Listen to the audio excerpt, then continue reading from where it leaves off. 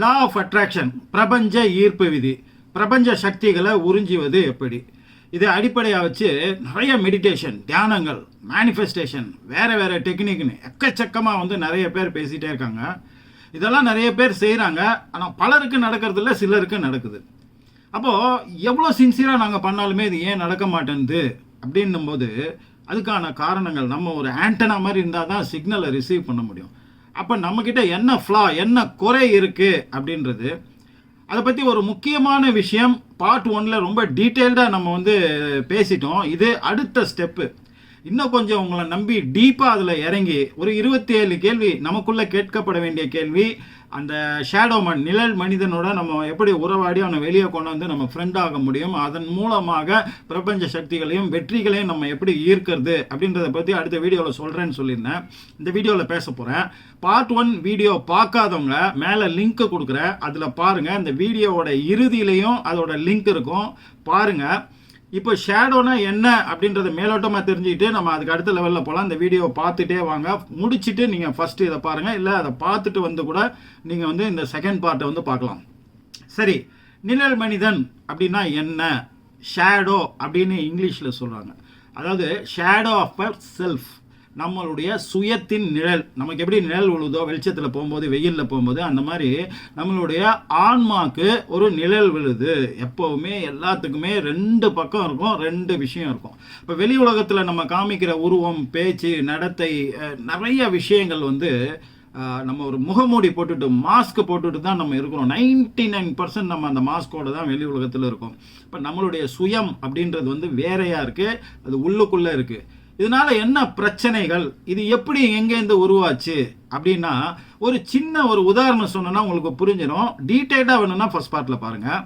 இப்போ சின்ன வயசில் நீங்கள் ரொம்ப வாயாடக்கூடியவராக இருக்கிறீங்க, ரொம்ப குழந்தையாக இருக்கிறீங்க, கொஞ்சம் மழலையாக பேசுகிறீங்க, அப்போவே நல்லா வாயாடக்கூடியதாக இருக்கிறீங்கன்னா அப்போ உங்களை சுற்றி இருக்கிறவங்க பாராட்டுவாங்க, கை தட்டுவாங்க, ரசிப்பாங்க. கொஞ்சம் வளர ஆரம்பிச்சிங்கன்னா, விவரம் தெரிகிற காலத்தில் நீங்கள் அதே வாயாடுதல் இருக்கும்போது என்ன சொல்லுவாங்கன்னா, இது பாரு சின்ன வயசுலேயே பழுத்தது மாதிரி பேசுது, அதிக பிரசங்கித்தனமாக பேசுது, சரியாக வளர்க்கலை, வாய் மேலேயே போடு, இந்த மாதிரி சொல்லி சொல்லி சொல்லி சொல்லி உங்களை கூனி குறுக வச்சு, அவமானப்பட வச்சு, திட்டு வச்சு, அட்வைஸ் பண்ணி ஏகப்பட்ட விஷயங்களை உங்கள் மேலே திணிச்சு, மேபி அது நல்லதாக கூட இருக்கலாம்.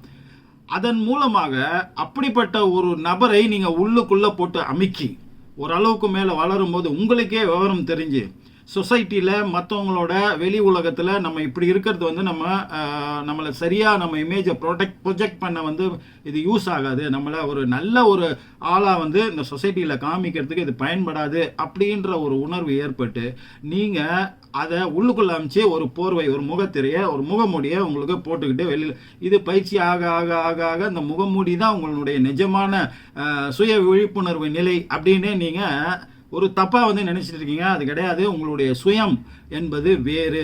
அந்த சுயத்தின் நிழல் உங்களுக்குள்ள நீங்கள் போட்டு அமைக்கிறதுனால அது எப்போவுமே வெளியே வர துடிக்கும். வெளியே உங்களை மாதிரி எல்லாத்தையும் பண்ணுறதுக்கு, சுதந்திரமாக இருக்கிறதுக்கு, அது உணர்வுகளை காமிக்கிறதுக்கு ரொம்ப ரொம்ப ரொம்ப ஆசைப்படும். ஆனால் நீங்கள் அதுக்கு விடவே மாட்டீங்க. உள்ளுக்குள்ளேயே வச்சு அமுத்தி இது வெளியில் தெரிஞ்சால் அசிங்கமாக போயிடும். அவங்க நம்ம என்ன நினைக்கிற அத்தனையுமே வெளியில் நம்மளால் காட்ட முடியுமா? இதை மட்டும்தான் காட்டணும், இது நம்ம இந்த மாதிரி ஆள் அப்படின்னு தான் காமிச்சிக்கணும் அப்படின்னு. இது நம்மளுடைய பரந்த மனப்பான்மை, சுய கௌரவம், ஏகப்பட்ட விஷயம், பகுத்தறிவுலேருந்து இந்த மாதிரி ஆள், ஒரு எலைட் குரூப், இன்டலெக்சுவல் குரூப், நம்ம அப்படியான ஆட்கள் மேல்தட்டு நாலேஜ்லேயும் சரி, எல்லா விதத்துலேயும் சரி, அப்படிப்பட்ட ஒரு ஆளாக நம்மளை காமிச்சிக்கணுன்றதுக்காக நிறைய வேஷம் போடுறோம்.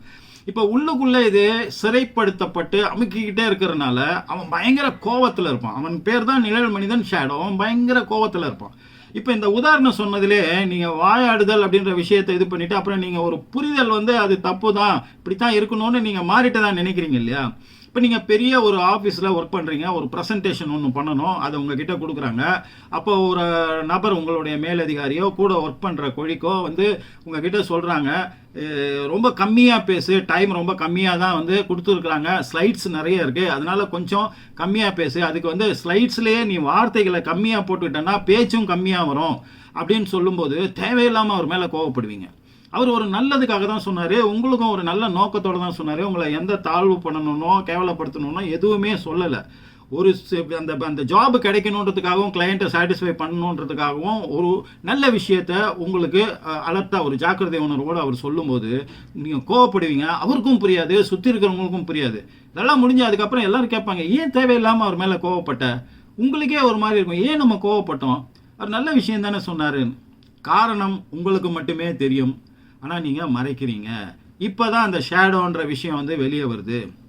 சின்ன வயசில் ஏற்பட்ட இந்த வாயாடுதல் அப்படின்ற விஷயத்துக்காக நீங்கள் பல்வேறு விதமான உணர்வுகளை நீங்கள் அனுபவிச்சிங்க இல்லையா? அந்த உணர்வுகளின் வெளிப்பாடு வெளியே வர விடாமல் அமுக்கி வைக்கிறது. அந்த உணர்வுகளோட ஒரு ஆளை வெளியில் பார்க்கும்போது உங்களுக்கு பயமாக இருக்கும், உள்ளே இருக்கிறவன் தான் வெளியே வந்துட்டானோ அப்படின்னு. அப்போ அந்த உணர்வுகளோடு தெரியக்கூடிய ஆட்கள் அத்தனை பேர் மேலேயும் உங்களுக்கு வெறுப்பு வரும், கோபம் வரும். அவங்களுக்கு சின்னதாக ஏதாவது நல்ல விஷயம் சொன்னால் கூட தப்பாக எடுத்துக்கிட்டு நீங்கள் சண்டை போடுவீங்க. நிறைய பேரை தேவையில்லாமல் பார்த்த ஒன்றும் பிடிக்காது இல்லையா? ஒருத்தரை இன்ட்ரோடியூஸ் பண்ணும்போது அவங்கள திடீர்னு பிடிக்காமே போய்டும். அவங்க நல்லவங்களா இருப்பாங்க, நல்லா பழகுவாங்க, நல்லா பேசுவாங்க, நல்லது செய்வாங்க, எல்லாமே இருக்கும். ஆனால் தேவையில்லாமல் அவர் மேலே வெறுப்பு வரும். அவரை ஏன் நீ வெறுக்கிறன்னு கேட்டால் நமக்கு காரணம் தெரியாது, ஆனால் அவரை பார்த்தாலே எனக்கு வெறுப்பாக இருக்குன்னு சொல்லுவோம் இல்லையா? அதுக்கு காரணம் உங்களுடைய ஷேடோ.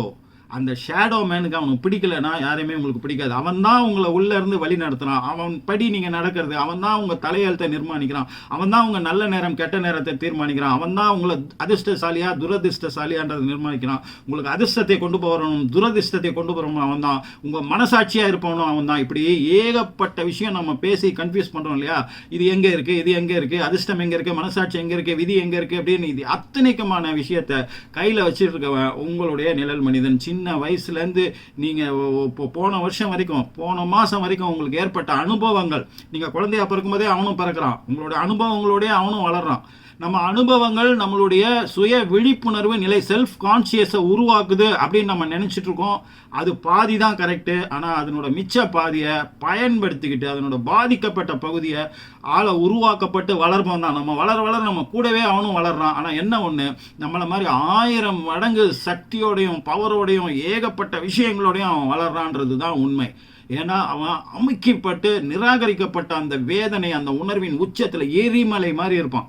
அதனால சில சமயங்களில் அவன் வெடிச்சு வெளியே வரும்போது இது ஏன் 90% அவன் நமக்கு கெட்டதே பண்ணுறான்னா அவனை நம்ம உள்ளுக்குள்ளே அடக்கி வச்சு அவனை கொடுமைப்படுத்துவதனால தான்.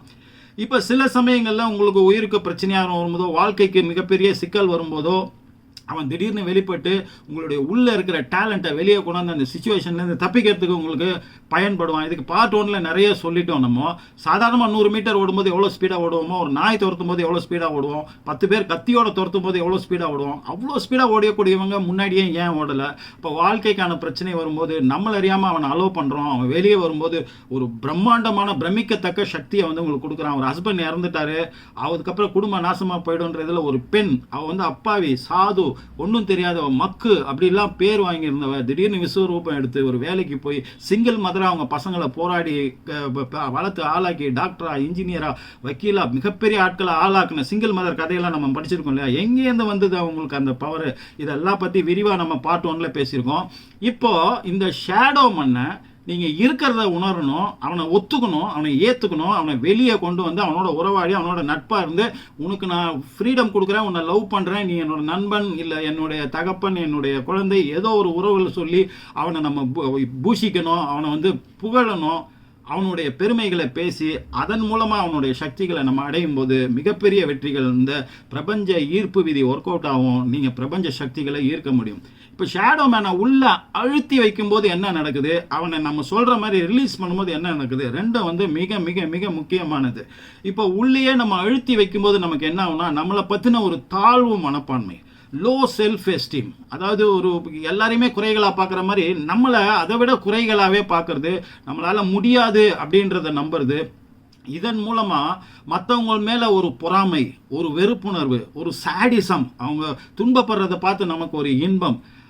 அது இல்லாமல் நம்மளால் வளர முடியல, நம்மளால் இது மாதிரி பண்ண முடியல, அவனை மாதிரி பண்ண முடியல, இவனை மாதிரி சம்பாதிக்க முடியல, உயர முடியல அப்படின்னும் போது நமக்கு ஒரு டிப்ரெஷன், கவலை, அதன் மூலமாக வரக்கூடிய பிரச்சனைகள், உடல் நல கோளாறுகள். ஏன்னா மேலே அந்த கார்டிசால் அப்படின்ற ஸ்ட்ரெஸ் ஹார்மோன் உருவாகுது, டோபமைன் கம்மியாகுது. இப்படி ஏகப்பட்ட சயின்டிஃபிக்கலாக உள்ளேயும் விஷயம் நடக்கிறதுனால ஹெல்த்தும் பாதிக்கப்படுது, நம்மளுடைய மென்டல் ஹெல்த்தும் பாதிக்கப்படுது. இதன் மூலமாக வேலைகளை சரியாக செய்யாதது, பல பேரோட உறவுகள் சரியாக அமைஞ்சு போகாமல் எதுவுமே பண்ணியிருக்க மாட்டாங்க, நல்லவங்களாகவே இருப்பாங்க, அவங்களோட பகைமையை வளர்த்துக்கிறது, சரியான உறவை சரியான நட்பு, சரியான பாசம், சரியான காதல் எதுவுமே உங்களுக்கு வந்து சரிவர அமைஞ்சு அதை மெயின்டைன் பண்ண பராமரிக்க முடியாமல் திணறுவது, வெற்றிகளை குவிக்க முடியாமல் எந்த இடத்துல அதை மிஸ் பண்ணி கை நழுவி போகுது அப்படின்றதே உணராமல் நீங்களே கை நழுவ விடுவது, அந்த மாதிரி இது வந்து நம்ம சொல்லிட்டே போகலாம். இதுக்கப்புறம் ஈகோனுடைய உச்சம், அதுதாங்க ரொம்ப முக்கியம். ஒரு ஈகோயத்தின் உச்சமாக, அதே மாதிரி அதிகம் கோபப்படுபவரா மற்றவங்க மேலே, இந்த மாதிரி இதெல்லாம் எதுக்குன்னா உள்ளுக்குள்ளே இருக்கிற அந்த இது வெளியே வந்து நம்ம மாஸ்க் முகத்திரை கிழிஞ்சிடுமோ அப்படின்ற ஒரு பயத்தின் விளைவாக நம்ம பண்ணுறது. இதையே நீங்கள் அவனோட பேசி அவனோட உறவாடி அவனை வெளியே, அதுக்கு தான் நான் எப்படி கொண்டு வர்றது அப்படின்ற டெக்னிக்கை அந்த வீடியோலையும் சொல்லியிருக்கேன். இதில் வந்து இன்னொரு டெக்னிக்கை வந்து உங்களுக்கு சொல்லிக் கொடுக்க போகிறேன். Very very important. வீடியோவை முழுக்க பாருங்க. உங்களுடைய வெற்றி இன்னையிலேருந்து உறுதி செய்யப்படுது. இதன் மூலமாக நீங்கள் தோல்வியே இல்லாமல் முழுக்க சந்தோஷம், உங்களுடைய குழந்தைகள், பெற்றோர்கள், உங்கள் கணவன், மனைவி அப்படின்னு சுற்றி இருக்க நட்பு அத்தனை பேரோடையும் ஒரு சந்தோஷமாக நீங்கள் இவ்வளோ சந்தோஷத்தை நம்ம விட்டுட்டு இவ்வளோ நாள் இருந்துட்டோமே அப்படின்னு நீங்கள் ஏக்கப்படுவது நிச்சயமாக நடக்கும். இதை வந்து கண்டினியூஸ் பண்ணி பாருங்கள். இப்போ இந்த ஷேடோ மேனை வெளியே கொண்டு வந்து நீங்கள் அந்த ஷேடோ ஒர்க், நிழல் வேலை, அதை வந்து சொல்ல போகிறோம் நம்ம. அதை நீங்கள் பண்ணும்போது என்ன ஆகும்னா, இந்த தன்னம்பிக்கைன்றது அப்படியே நீரூத்து மாதிரி பொங்கி வருங்க. உங்களுக்கே ரொம்ப பிடிக்க ஆரம்பிக்கும். உங்களை எப்படி பிடிக்குதோ அதே மாதிரி மற்றவங்கள பிடிக்கும். மற்றவங்கள தாழ்த்தி உங்களை உயர்த்தின அந்த முன்னே இருந்த நிலைமை மாறி நீங்கள் உங்களை உயர்த்துவது போலவே மற்றவங்களையும் உயர்த்தி எல்லாரையும் சமநிலையாக பார்க்குறது. நீங்கள் தாழ்வுன்னு நினைக்கிறதில்ல, மற்றவங்க உயர்வுன்னு நினைக்கிறதில்ல, மற்றவங்க உயர்வுன்னு நினைக்கிறதில்ல, நீங்கள் தாழ்வுன்னு நினைக்கிறதில்ல, எல்லாரும் சரி சமமாக இருக்கிறோம். இங்கே எல்லாருக்கும் அன்பு சரியாக இருக்குது. இந்த அன்பும் நட்பும் விலை மதிக்க முடியாதது அப்படின்றது. அப்புறம் கருணை காட்டுவது, அந்த டிப்ரெஷன் போயிடும். உங்களுக்கு எதிரியே இருக்க மாட்டாங்க, உங்களுக்கு போட்டியே இருக்காது. இப்படி வந்து லைனாக வந்து சொல்லிக்கிட்டே போகலாம். பிரபஞ்ச ஈர்ப்பு விதிகளை உங்களால் சக் பண்ண முடியும். வெற்றிலாம் அப்படி அசால்ட்டாக வந்து உங்களை நோக்கி வரும். அனைவராலும் விரும்பப்படக்கூடிய நபராக மொத்தத்தில் வாழ்வீர்கள் அப்படின்ற ஒரு விஷயம். சரி, இப்போ இதுக்கு என்ன பண்ணணும்? மிரர் டெக்னிக் அப்படின்னு ஒன்று பார்ட் 1 வீடியோவில் வந்து நம்ம சொல்லியிருந்தோம். இப்போ இதில் வந்து 2 விஷயம். ஒன்று வந்து ஷேடோ ஜேர்னல் அப்படின்ற ஒரு விஷயத்தை பற்றி பேச போகிறோம். அதுக்கு அடுத்து இந்த ஷேடோ மேனை வெளியே கொண்டு வந்து அவனை எப்படி நமக்கு நண்பனாக்கி, நமக்கு க்ளோஸ் ஆக்கி, அவன் மூலமாக சக்திகளை உறிஞ்சுவது அப்படின்றதுக்கான ஒரு 27 கேள்விகள். அது உங்களுக்கு நீங்களே கேட்டுக்கிட்டு அதுக்கான விடையை வந்து என்ன பண்ணணும் அப்படின்றத சொல்ல போகிறோம். சரி, இப்போ ஷேடோ ஜேர்னல் அப்படின்றது வந்து ஃபஸ்ட்டு மிரர் டெக்னிக்னா, மிரர் முன்னாடி நின்றுட்டு மிரரில் தெரியறது வந்து ஷேடோ, உங்களுடைய சுயத்தின் நிழல் அப்படின்னு நினச்சிட்டு அவனோட பேசுவது, அவனோட டைலாக் ஸ்டார்ட் பண்ணுவது, கான்வர்சேஷன், அவன்கிட்ட என்னென்னலாம் கேட்கணும் அப்படின்ற விஷயம். இப்போ அது நீங்கள் பேச ஆரம்பித்து அந்த ஸ்டெப் எடுத்துட்டிங்கனாலே உள்ளே இருக்கிற ஷேடோவுக்கு ரொம்ப சந்தோஷமான நிழல் மனிதன் நம்மளை வந்து மதிப்பு கொடுக்குறான், நம்மளை நம்புகிறான், நம்ம இருக்கிறோன்ற ஒரு விஷயத்தை ரியலைஸ் பண்ண ஆரம்பிச்சிட்டான்ற அந்த ஆரம்பமே பார்த்தீங்கன்னா உங்களுக்கு வெற்றியை கொடுக்கும். நீங்கள் வேறு மனுஷனாகவே வாழ்க்கையை பார்க்க ஆரம்பிச்சிருவீங்க. அது வரையும் தெரிஞ்ச வாழ்க்கை வேறு மாதிரி இருக்கும். இதுக்கு அடுத்து வந்து மறுநாள் காலையிலேருந்து நீங்கள் எந்திரிக்கும் போதே ரொம்ப வந்து ஃப்ரெஷ்ஷாக இருக்கும். இந்த வாழ்க்கையும் இந்த பூமியும் பார்க்குற அத்தனை காட்சிகளுமே. அப்போ நீங்கள் இந்த ஷேடோ ஜேர்னல் அப்படின்றது என்னன்னா, ஒரு புக்கு, ஒரு நோட்டு, ஒரு டைரி, ஏதோ ஒன்று வந்து நீங்கள் எடுத்து வச்சுக்கிங்க. இப்போது அந்த நிழல் மனிதன்கிட்ட நீங்கள் கேட்க வேண்டிய கேள்விகள் என்னென்ன அப்படின்றத எழுதுறதுக்கு முன்னாடி, இப்போ நிழல் மனிதன் ஒருத்தர் இருக்கிறத நீங்கள் ரியலைஸ் பண்ணணும் இல்லையா, அவனை விஷுவலைஸ் பண்ணணும் இல்லையா, அவனை நம்பணும் இல்லையா, அப்புறம் தானே நீங்கள் அவங்ககிட்ட டைலாக் ஆரம்பிக்க முடியும். அவனை எப்படி கண்டுபிடிக்கிறது, அவனை எப்படி வெளியே கொண்டு வருது, இது மிகப்பெரிய கேள்வி. அதுக்கு ஒரு 27 கேள்வி இப்போ நம்ம சொல்ல போகிறோம். அந்த கேள்விகளை தினம் ஒரு கேள்வி கேட்டு அதுக்கு என்ன பதில் மனசுலேருந்து வருதோ அதை எழுதுங்க. அன்றைக்கி நாள் ஃபுல்லாகவே அந்த கேள்வியை மனப்பாடம் பண்ணிவிட்டு திரும்ப திரும்ப திரும்ப திரும்ப அந்த எழுதுங்க. அந்த டைரியோ நோட்டையோ நீங்கள் எங்கேயும் வைக்காதீங்க, உங்கள் கூடவே வச்சுருங்க. கூடவே ட்ராவல் பண்ணும்போது எல்லா டைமும் அதை வந்து உங்கள் கூடவே இருக்கிற மாதிரி வச்சுக்கோங்க. ஏன்னா அப்போ தான் உங்களுக்கு என்ன சிந்தனை வருதோ டக்குன்னு அதில் எழுத முடியும். அன்றைக்கி நாள் முடிவில் என்னென்னலாம் சிந்தனை வந்ததோ அதெல்லாம் வந்து திரும்ப ஒரு தடவை படித்து பாருங்கள். அதுக்கப்புறம் அதை நீங்கள் கிழிச்சு போட்டுலாம் எல்லாம் பண்ணணும். இப்போ இந்த 27 கேள்விகளையும் நம்ம டிஸ்கிரிப்ஷன் பாக்ஸில் வந்து நம்ம போட்டிருக்கிறோம். நீங்கள் காப்பி பண்ணிக்கலாம். அதை தனியாக வந்து ஒரு இது போட்டு பிரிண்ட் அவுட் எடுத்து நீங்கள் வச்சுக்கிங்க. அப்படி இல்லைன்னா ஸ்க்ரீன்லேயும் நம்ம வந்து அந்த கேள்விகளை வந்து டிஸ்பிளே பண்ணுவோம். நீங்கள் அதை வந்து கேட்கும் போதே இந்த பாஸ் பண்ணிவிட்டு அந்த வீடியோவை நீங்கள் அதை ஒரு நோட்டில் எழுதி வச்சுங்க. இல்லை ஒரு நாளைக்கு 27 கேள்வியும் நான் படித்து அதுக்கான விடை சொல்ல முயற்சி பண்ணுவோன்னா வெல் அண்ட் குட். ஆனால் 27 நாளும் அந்த 27 கேள்விகளை கேட்டு நீங்கள் எழுதும்போது பார்த்தீங்கன்னா அந்த இம்ப்ரூவ்மெண்ட்டும் உங்களுக்கு ரொம்ப அருமையாக தெரியும். ஃபஸ்ட்டு நாள் எழுதுனதுக்கும் கடைசி 27வது நாள் நீங்கள் எழுதுறதுக்கும் பெரிய டிஃப்ரென்ஸ் இருக்கும். ஏன்னா நிறைய விஷயம் நம்ம யோசிக்கிறோம், கண்ணாடியில் பேசுகிறோம், எல்லாம் பண்ணுறதை விட பேப்பர் பேனா வச்சு எழுதும்போது வேற மாதிரி சிந்தனைகள் அந்த நிழல் மனிதன் உங்களுக்கு உள்ள வெளியே வந்து அவன் எடுத்து எடுத்து எடுத்து கொடுப்பான் பாருங்க. உங்களாலே நம்ப முடியாது, இவ்வளோ விஷயம் இருக்கா நம்ம வாழ்க்கையில், இவ்வளோ விஷயம் நமக்குள்ள புதஞ்சு கிடக்குதான்னு உங்களை நீங்களே ஆச்சரியப்படுவீர்கள். அப்போ வந்து உங்களுக்கு நம்பிக்கை வரும், உள்ள ஒருத்தன் உட்கார்ந்துருக்கிறான் அப்படின்றது. அதனால எழுத பழகுங்கள். ஒரு ஜேர்னல் ஒன்று போடுங்க, அழகாக எழுதுங்க, சின்சியராக எழுதுங்க, பொய் சொல்லாதீங்க. ஏன்னா அதை நீங்கள் மட்டும்தான் படிக்க போறீங்க, வேறு யாரும் படிக்க போதில்லை. அதுக்கப்புறம் லாஸ்ட்டாக வந்து 27-30 நாள் முடிஞ்ச பிறகு அதை வந்து கொலாப்ஸ் பண்ணி போட்டுருங்க. ஆல்மோஸ்ட் எல்லா கேள்விகளும் உங்களுக்கு மைண்டில் வந்து அது வந்துடும். நேரம் கிடைக்கும் போதெல்லாம் அதை ரிவைண்ட் பண்ணிட்டே இருங்க. அவன் உள்ளுக்குள்ளே இருக்கிறவன்ட்ட எப்பெல்லாம் நேரம் கிடைக்கும் போதும் நீங்கள் பேசுங்க. சரி, இப்போ அந்த 27 கேள்வி என்னன்றதை பார்ப்போமா ஒன் பை ஒன். இப்போ நான் மெடிடேஷன் மூடில் இருக்கேன். எனக்கு உள்ளே இருக்கிற நிழல் மனிதன் இப்போ உங்க கூட பேசுவான். அந்த 27 கேள்வி என்னன்றதை உங்களுக்கு சொல்லுவான். ஃபர்ஸ்ட் கொஸ்டின், மக்கள் உங்களை பார்க்கிறார்கள் என்று எப்படி நம்புகிறீர்கள்? அதாவது மக்கள் உங்களை நோட் பண்ணி பார்க்குறாங்க அப்படின்னு எப்படி வந்து நீங்கள் சொல்கிறீங்க? உங்களை செயல்கள் அத்தனையும் அவங்க நோட் பண்ணி உன்னிப்பாக கவனிக்கிறாங்கன்னு எப்படி உங்களால் சொல்ல முடியுது? அதுக்கு அடுத்து, அவர்கள் உங்களை பற்றி வேறு ஒருவருக்கு அறிமுகம் செய்யும் போது, உங்களை பற்றி பேசும்போது உங்களை என்ன மாதிரி ஆளுன்னு சொல்லி விவரிப்பாங்க? அவர்கள் உங்களை பற்றி வேறு ஒருவருக்கு எப்படி விவரிப்பார்கள்? அது உங்களை எப்படி உணர வைக்கிறது? அப்படி அவங்க சொல்லுவாங்கன்றது உங்கள் காதுக்கு வரும் இல்லையா? அப்போ உங்களுடைய ஃபீலிங் என்ன, உங்களுடைய உணர்வுகள் என்ன? இது அத்தனையும் சேர்ந்து தாங்க முதல் கேள்வி. சாதாரணமாக தெரியும் இந்த கேள்விகள் எல்லாம். இதுக்கெல்லாம் சின்சியராக நீங்கள் பதில் சொல்ல முயற்சி பண்ணுங்க. அந்த நிழல் மனிதனை வந்து நீங்கள் கண்டுபிடிச்சிருவீங்க. செகண்ட், ரெண்டாவது கேள்வி, உங்கள் கூற்றுப்படி ஒருவரிடம் இருக்கக்கூடிய மோசமான பண்புகள் என்ன? ஒருத்தர்கிட்ட இருக்கக்கூடிய ரொம்ப ஒர்ஸ்ட் கேரக்டர்னா என்னென்னலாம் நீங்கள் வந்து மோசமான பண்புன்னு நீங்கள் நினைக்கிறீங்க உங்களை பொறுத்த வரைக்கும்? இந்த பண்புகளை நீங்கள் எப்போது வெளிப்படுத்தினீர்கள்? அதே மாதிரி நீங்கள் மோசமான பண்புன்னு நினைக்கிறீங்க இல்லையா, அதை நீங்கள் என்னைக்காவது வெளிப்படுத்திருக்கிறீங்களா? எப்படி வெளிப்படுத்திருக்கீங்க? இது வந்து ரெண்டாவது கேள்வி. மூணாவது கேள்வி, எதை வைத்து மற்றவர்களை பற்றி தீர்மானம் செய்கிறீர்கள்? எந்தெந்த விஷயத்தை பற்றிலாம் ஒருத்தரை பற்றி நம்ம ஜட்ஜ்மெண்டலாக இருக்கிறோம் இல்லையா? இவர் இப்படித்தான், அவர் அப்படித்தான், இந்த விஷயத்தில் அப்படி தான் நடப்பார், இந்த விஷயத்தில் இப்படி தான் நடப்பார் அப்படின்னு ஒரு ஜட்ஜ்மெண்டலாக ஒருத்தர் பேசுகிற விஷயத்த கூட வந்து இவர் இது மனசுக்குள்ளே இந்த உள்குத்து வச்சுக்கிட்டு தான் பேசுகிறாரு அப்படிலாம் நம்ம ஜட்ஜ்மெண்டலாக இருக்கோம் இல்லையா? எதன் அடிப்படையில் எப்படி ஒரு நபரை பற்றி எப்படி நீங்கள் தீர்மானம் செய்கிறீங்க அப்படின்றது தான் அடுத்த கேள்வி. அதுக்கடுத்து நான்காவது கேள்வி, நீங்கள் என்ன நினைவுகளில் வெட்கப்படுகிறீர்கள்? உங்களுடைய பாஸ்ட் எக்ஸ்பீரியன்ஸில் சின்ன வயசுக்கு நீங்கள் ட்ராவல் பண்ணி போயிடுங்க. அப்பத்துலேருந்து நீங்கள் எந்தெந்த விஷயம்லாம் பண்ணதுக்காக இப்போ நீங்கள் வெட்கப்படுறீங்க அப்படின்னு ஓப்பனாக சின்சியராக எழுதுங்க. இது நீங்கள் மட்டும்தான் படிக்க போகிறீங்க. அப்போ தான் இந்த நிழல் மனிதனை வெளியே கொண்டு வர முடியும். இதில் எந்த விதமான தயக்கமுமே வேண்டாம். அப்போ நீங்கள் உங்கள் நினைவுகளில் என்ன நினைவுகளை நினைச்சு நீங்கள் வெட்கப்படுறீங்க? நீங்கள் யாரிடம் பொறாமைப்படுகிறீர்கள்? ஏன் பொறாமைப்படுகிறீர்கள்? இது ஐந்தாவது கேள்வி. சின்சியரா இதுக்கு எவ்வளோ பெருசாக பதில் எழுத முடியுமோ அவ்வளோ எழுதுங்க. சின்சியராக எழுதுங்க. எதையும் அடக்காதீங்க. என்ன வருதோ அதை எழுதுங்க. அதை வாட்ச் பண்ணுங்க. இது நல்லது கெட்டது, இது எழுதக்கூடாது, இது நான் மறந்துட்டேனே அப்படின்ற இதுக்கெல்லாம் போகாதீங்க. என்னென்னலாம் ஊத்து மாதிரி வருதோ எல்லாத்தையுமே எழுதுங்க. அடுத்தது வந்து, உங்கள் வாழ்க்கையில் உங்களை மிகவும் காயப்படுத்திய நபருக்கு ஒரு கடிதம் எழுதுங்கள். ஒருத்தர் வந்து உங்களை ரொம்ப காயப்படுத்தியிருப்பார், இல்லை 2-3 பேர் இருந்தால் கூட பரவாயில்ல.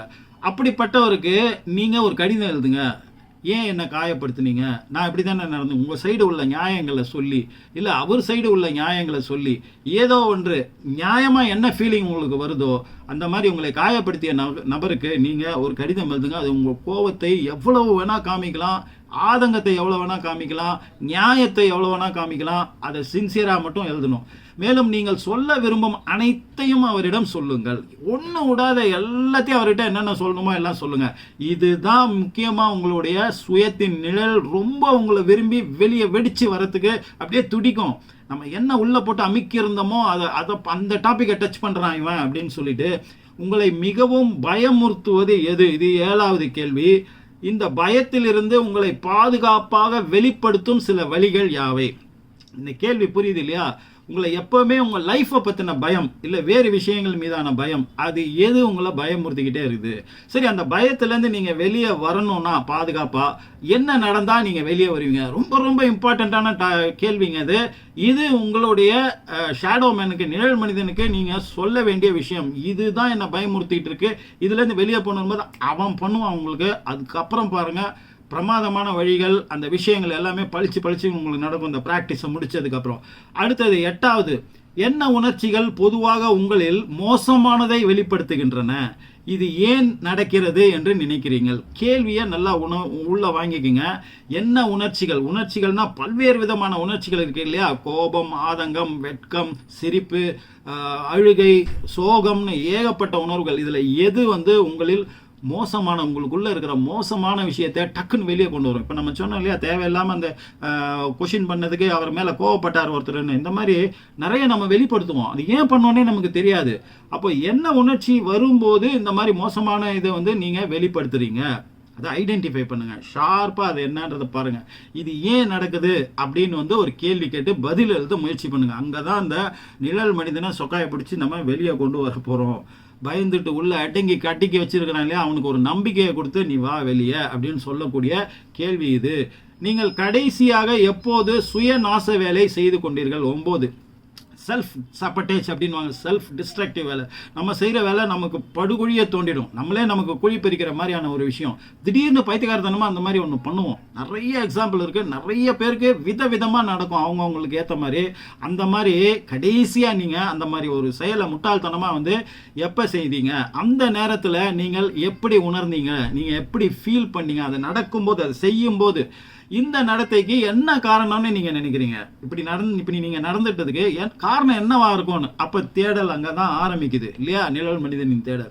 10வது, எந்த நட்பு உங்களை பாதுகாப்பாகவும் மகிழ்வாகவும் உணர வைக்கிறது? இதுக்கும் நீங்க சின்சியரா பதில் சொல்லுங்க. எந்த உறவுகள் இனி உங்களுக்கு சேவை செய்யாது, தேவைப்படாது? உங்களுக்கு குழி தோண்டக்கூடிய உறவுகள் எது?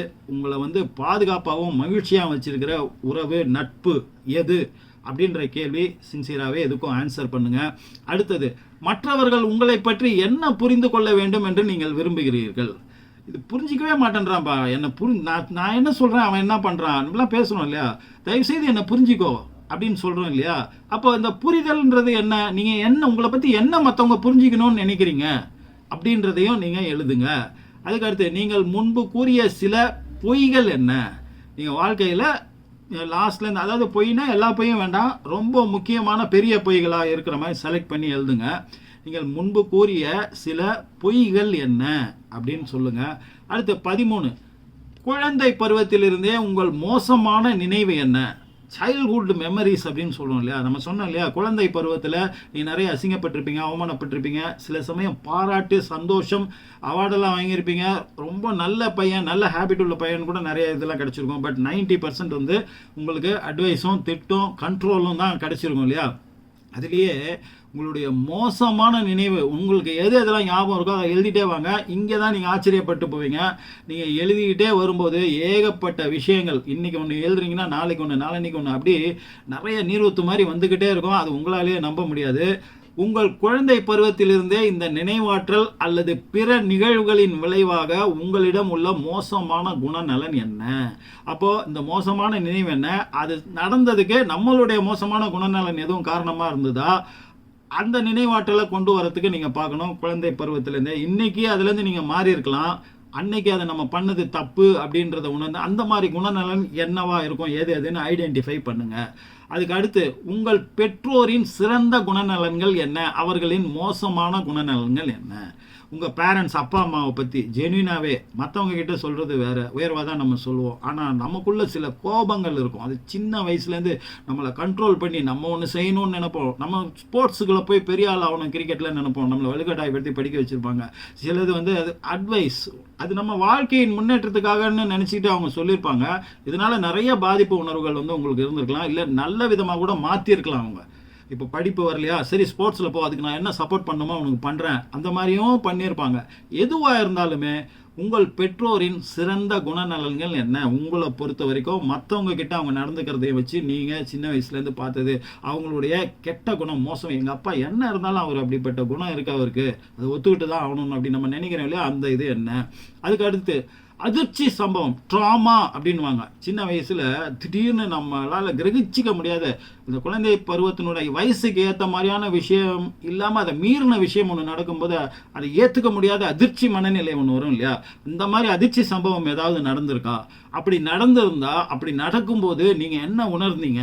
இல்லை இனிமே ஏதாவது நடக்கும்னா நீங்கள் எப்படி உணர்வீங்க அப்படின்றது தான். அதிர்ச்சி சம்பவம் நடக்கும்போது நீங்கள் எப்படி உணர்கிறீர்கள்.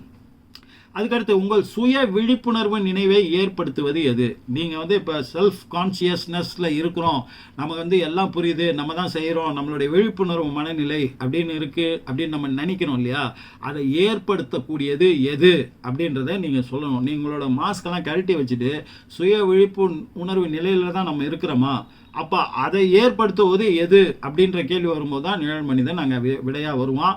ஆனால் நீங்கள் விடை தேட கண்டுபிடிங்க, முயற்சி பண்ணுங்கள். உங்களுக்குள் பாதுகாப்பற்ற உணர்வை ஏற்படுத்துவது எது? ஒரு ஒரு சேஃபாக இல்லை, நம்ம அன்சேஃபாக இருக்கிறோம், நம்ம வாழ்க்கை அன்சேஃபாக இருக்குது, நம்ம குழந்தைகள் அன்சேஃபாக இருக்காங்க, நம்ம மனைவி நம்ம இல்லைன்னா என்ன பண்ணுவாங்க, இவங்க நம்ம டிபெண்டன்ஸ், ஒட்டு மொத்தமாக எதுவாக இருந்தாலுமே ஒரு பாதுகாப்பற்ற சூழல், ஒரு பாதுகாப்பற்ற உணர்வு நமக்குள்ள இது 99% பேருக்கு இருக்கும். அப்படி ஒரு உணர்வை ஏற்படுத்துவது எந்த விஷயம், எதனால் அப்படின்றது விடை தேட ட்ரை பண்ணுங்க. 18வது, தற்போது யார் மீது உங்களுக்கு வெறுப்பு? இப்போ அட் ப்ரெசன்ட் வந்து உங்களுக்கு அதிகபட்ச வெறுப்பு யார் மேலே இருக்கு? நீங்கள் ஏன் அதை விடவில்லை என்று நினைக்கிறீர்கள்? அந்த வெறுப்பு ஏன் அவங்க மேலேருந்து போக மாட்டேங்குது? நீங்கள் முயற்சி பண்ணீங்களா? முயற்சி பண்ணி அது போகாமல் இருப்பதற்கு என்ன காரணம்? அந்த வெறுப்பை ஏன் நீங்கள் விடலை இன்னும் அப்படின்னு வந்து நீங்கள் எழுதணும். அதுக்கடுத்து 19வது, உங்கள் வாழ்க்கையில் உங்களை அதிகம் ஏமாற்றியது யார்? சின்ன வயசுலேருந்தே உங்களை அதிகமாக நம்ப வச்சு ஏமாத்தினது யார் அப்படின்றத எழுதுங்க. 20, உங்களை மிகவும் மதிப்பு மிக்கதாக உணர வைப்பது எது?